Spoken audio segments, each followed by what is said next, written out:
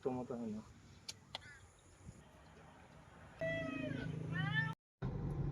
Papunta ako ngayon sa Clararay at bibigyan ng harvest na gulay. Kasi puro fresh ang kinakain nila kaya ganun na sila, 90 years old, malalakas pa.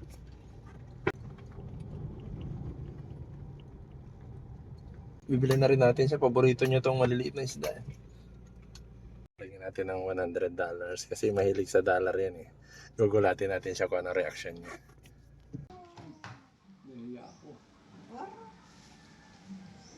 Ako hindi. Ako sarili to? Ano, harvest? Ako sarili to. Itlog manok. Ako puro sa organic to. Wala siyang chemical. Ito. Lalaki tayo. Lalaki ko to. Oo. Laki. Oo. Ito ba, isda? Ito paborito mo. Wala, ako yung maiiyak na. Okay, di ba? Paborito mo yan. Ilang taon ka na? 90 na, no? No, Ayan. ano bin? Hindi, may yug-yug yung iba. Ito ba? Ayaw mo ba ng gulay? Pares to. Ito. Gusto mo rin? Sige. Ito, ala akong tanggal. Huwag natin mo lahat. Huwag lang.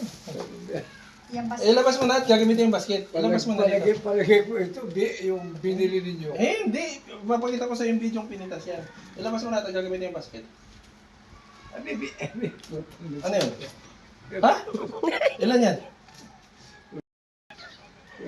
Ha? Pain. Data ako ba makakatulog ito? Bayan. Oo. Ano ba baka? Oh. Makatulog.